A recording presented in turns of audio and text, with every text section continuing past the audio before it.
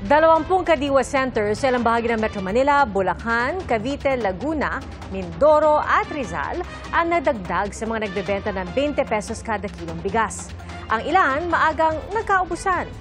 Saksi si Bernadette Reyes.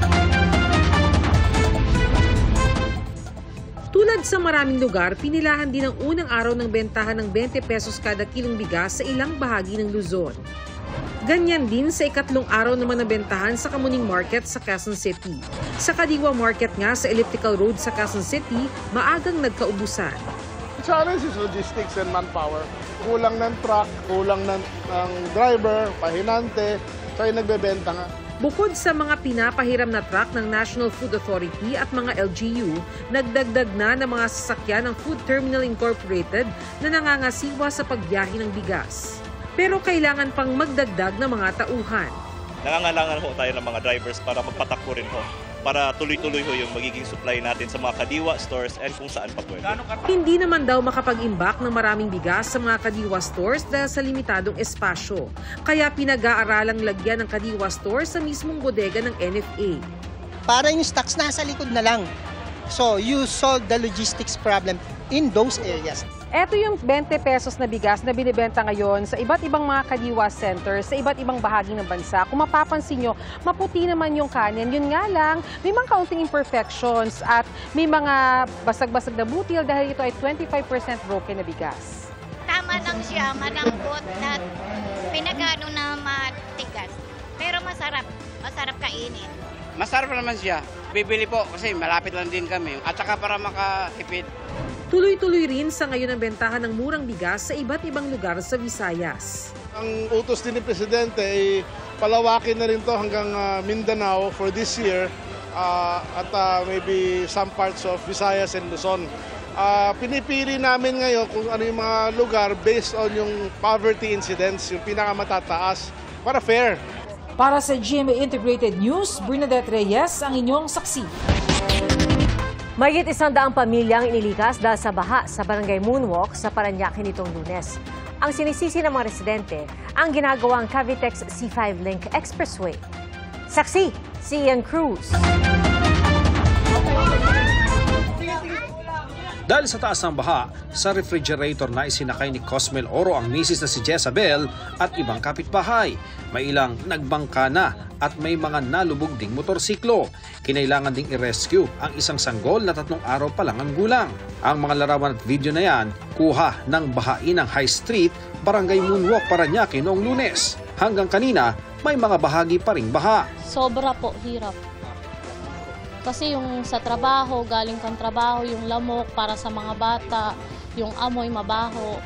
Sana naman po matulungan po kami lahat dito, buong history. Lahat ng napiktuhan po ng ganito buong sitwasyon dahil po dyan sa ginagawang Cavitex. Papasok lahat ng tubig. Ang ibig sabihin nun, hindi nahaharangan sila doon. Nalubog din sa baha ang 2 sasakyan na aktor na si Chris Villanueva. Aniya, nag-uusap na ang homeowners para sa susunod na hakbang. Kinausap ako actually ng mga ibang taga rito. Sabi nga nila na magpapapirma sila ng petition sa mami ko kasi siya yung taga rito.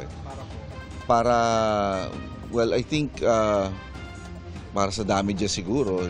Ang sinisisi ng mga residente, ang konstruksyon ng Cavitex C5 Link Expressway. Ang kapitana ng Barangay Moonwalk, nakausap na raw ang namamahala rito at sa kanilang inspeksyon, napansin nila ang pagkipot ng Libho Creek dahil sa itinabong lupa. Sa screenshot ng barangay sa Google Earth Map, halos mabura sa mapa ang portion ng creek na karugtong ng Don Galo River palabas ng Manila Bay. Yung nilagay nila doon na tubo is yung water flow nagbara kasi may kasamang basura.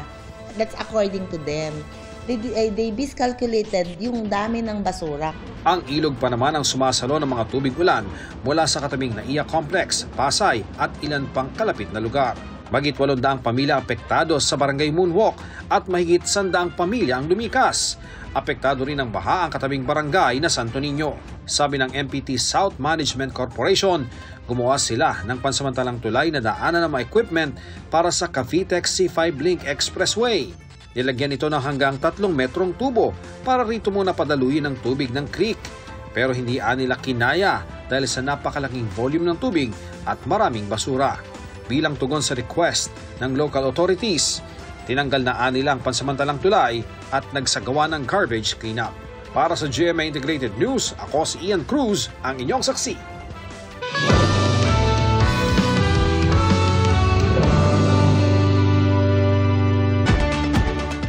Inaasahang ilalabas ng National Board of Canvassers bukas ang resolusyon para sa proklamasyon ng 12 nanalong senador. Inilabas ng NBOC ang official canvass report ngayong gabi. Saksi si Jamie Santos. The Secretary be directed to issue the corresponding letters of invitation to the 12 winning senatorial candidates, and likewise for the supervisory group to recommend to us the exact date when the proclamation of the winning party list groups, organizations, or parties will be held. But definitely, the National Board of Canvassers had decided to proceed first with the proclamation of the candidates, the winning candidates for senators by Saturday. Inatasan na ni COMELEC Chairman George Garcia ang Supervisory Committee na maglabas ng resolusyon para sa proklamasyon ng 12 nanalong senador sa Sabado. Sa final at official canvass na inilabas ng COMELEC na umuupong National Board of Canvassers, pasok sa Magic 12 ng senatorial elections sina Bongo, Bam Aquino, Bato de la Rosa, Erwin Tulfo, Kiko Pangilinan, Rodante Marcoleta, Ping Lacson, Tito Soto, Pia Cayetano, Camille Villar, Lito Lapid at Amy Marcos. Inilabas ng NBOC ang official report sa sesyon ngayong gabi. Idinaan pa ito sa auditing para matiyak ang tamang bilang ng mga boto. Sa party list group naman, ang top 15 ay base sa nakuhang boto at ranking ng COMELEC ay ang Akbayan, Duterte Youth, Tingog, 4Ps, ACT-CIS, Ako Bicol, Uswag Ilonggo, Solid North, Trabaho, Sibak, Malasakit at Bayanihan, Senior Citizen, PPP, ML at FPJ Bayanihan. Sa Lunes ang proklamasyon ng mga nanalong party list group. 82.2% ang kabuang rehistradong botanteng Pilipino ang bumoto para sa eleksyon 2025 na siyang pinakamataas na porsyento ng voter turnout sa midterm election ng bansa sa kasaysayan ayon sa Commission on Election. The Commission on Election would like to express our deepest appreciation to the Filipino people. This is the first time, again, in our history that we registered an 82.2% voters turnout, the highest in a midterm elections. Para sa GMA Integrated News, ako si Jamie Santos, ang inyong saksi. Ipanaliwanag ng mga eksperto kung ano ang mga posibleng dahilan ng pagkapanalo ng mga nanguna sa pagkasenador. Saksi si Joseph Moro. Batay sa partial and official results as of 4 p.m. ngayong araw, malinaw na frontrunner si Senador Bongo. Sa pagsasaliksik ng GMA Integrated News Research mula sa datos ng COMELEC, halos kalahati ng boto ni Go base sa lampas 97% na transmitted ng mga election returns galing sa Mindanao, Eastern Visayas at National Capital Region kung saan nanguna siya sa 5 lungsod o bayan. Sa 26 million na boto ni Go, 9 million ang galing sa Mindanao, habang lampas 5 milyon naman sa Visayas. Sa 82 probinsya sa Pilipinas, number 1 si Go sa 45 na mga probinsya. Kabilang sa ilang probinsya sa Cordillera Administrative Region, Batanes, Nueva Vizcaya at kahit sa Leyte sa Visayas na kilalang baluarte ng mga Marcos at Romualdez. Paliwanag ng political analyst si Professor Gene Franco, ang mga botong ito para kay Go, suporta kay dating Pangulong Rodrigo Duterte. Yung Duterte surge can be attributed to Bongo being number 1 and also yung nakapagtanim naman din siya in the sense na yung malasakit centers have been closely identified with Bongo. May mga nagulat ding number 6 sa bilangan si Congressman Rodante Marcoleta dahil mababa noon ang numero niya sa mga survey. Ayon kay Professor Franco, nakatulong ang suporta ng mga Duterte. Ang sinasabi nila kasi Iglesia, pero ang 2.8 million lang ang populasyon ng Iglesia. So kahit mag-block voting pa sila, katakataka rin na ganun karami yung nakuha niya. At saka doon sa 2.8, hindi naman lahat doon registered voters. Si Marcoleta figured in during the Quadcom hearings. Kaya si Marcoleta na tubong Tarlac dinala rin ng Mindanao na nagbigay sa kanya na lampas 5 milyong boto. Nakakuha rin siya ng 47 milyong boto sa Luzon Regions at halos 3 milyon mula sa Visayas. Ayon sa political analyst na nakausap namin, may kinalaman yung sentimiento ng publiko sa nangyayari sa bansa at sa kanila mismo sa resulta ng eleksyon 2025. Like for example, if we're talking about the cases of Bam Aquino and Kiko Pangilinan, tingin ko po sila yung nagsilbing alternative candidate ng mga botante na sawang-sawa na doon sa bangayan ng dalawang political camps, yung administration versus Duterte camp. Ang number 2 na si Aquino, top-notcher sa 21 mga probinsya. 14 million sa 20 million niya mga boto galing sa Luzon at abot 4 million ay sa Visayas. Pero nakakuha pa rin siya ng lampas 2 million sa Mindanao. Bam Aquino packaged himself as really the one who authored yung libreng college tuition. Then that would have moved some young voters and even the parents to select him. Secondly, yung yung the Aquino family name. Naghabol naman sa Mindanao si Kiko Pangilinan sa mga huling araw ng kampanya at nakakuha pa ng endorsement sa ilang leader sa Mindanao. Nakakuha pa si Pangilinan doon ng 1.6 million pero tulad ni Aquino, sa Luzon siya tumabo, lalo sa mga vote-rich na rehiyon tulad ng Southern Tagalog, National Capital Region, Central Luzon at Bicol. Pumanlima siya sa unofficial and partial count. Sa slate naman ni Pangulong Bongbong Marcos, pasok ang 6 sa kanyang kandidato sa alyansa. Sabi ni Dr. Dennis Coronacion, mukhang malilimitahan lang sila sa 5 or 6. Pagdating naman sa opposition, ang lumabas may dalawang klaseng opposition. Aminado si Representative Toby Chanco, ang campaign manager ng administration ticket na nakapekto sa kanila ang pagsusulong sa impeachment laban kay Vice President Sara Duterte. As soon as na-file yung impeachment, which I will make it clear, hindi ako pabor, hindi ako pamema, nagsosolidify yung Mindanao. Yun, self-inflicted yun . Ito ayon kay Chanco ang dahilan kung bakit hindi na sila umikot masyado sa Mindanao. Para sa GMA Integrated News, ako si Joseph Morong, ang inyong saksi. Mahigit 600 milyong pisong halaga ng shabu na itinago sa loob ng mga tea bag ang nasabat ng mga pulis sa Pampanga. Saksi, si Chino Gaston. Bistado sa loob ng mga nangingintab ng mga tea bag ang may kabuang 100 kilo ng shabu. Nakuha ang mga ito ng mga otoridad sa isang buy-bust operation sa Barangay Santo Domingo sa Angeles City, Pampanga. Arestado ang isang 31 anyos na Chinese at kanyang 24 anyos na kasamang Pilipina at nahaharap sa reklamong selling at possession of illegal drugs. Sa tantya ng PDEA at pulisya, aabot sa higit 680 million pesos ang street value ng shabu. Yung mga tea bags, it's either traffic, nagta-transit siya, it's either kahit saang bansa, minsan sa Vietnam, minsan sa Malaysia, depende po sa track po ng sindikato. Ayon sa PNP, posibleng ipadala ang mga ito sa Visayas o Mindanao kung hindi na bisto. Imagine a fraction of that 101 kilos reaching the communities in Central Luzon. So nagpapasalamat tayo ng malaki sa PDEA, talagang sa masigasig nilang pagtatrabaho dito ay hindi natuloy yung possible distribution. Kaninang umaga naman, 30 kilo ng shabu na nakapack rin sa mga tibag ang nakumpiska sa isa ring buy-bust operation sa Norzagaray, Bulacan. 2 babae at isang lalaking sospek ang arestado. Kumpiskado rin ang sinasakyan nilang SUV kung saan ikinarga ang droga. Patuloy ang paghahanap sa mastermind ng sindikato na isa umanong dayuhan. Talagang kausap daw nila nito is yung parang sinasabi na Chinese. Dati nang nakasabat ang mga otoridad ng drogang isinilid sa mga kulay berde na tibag.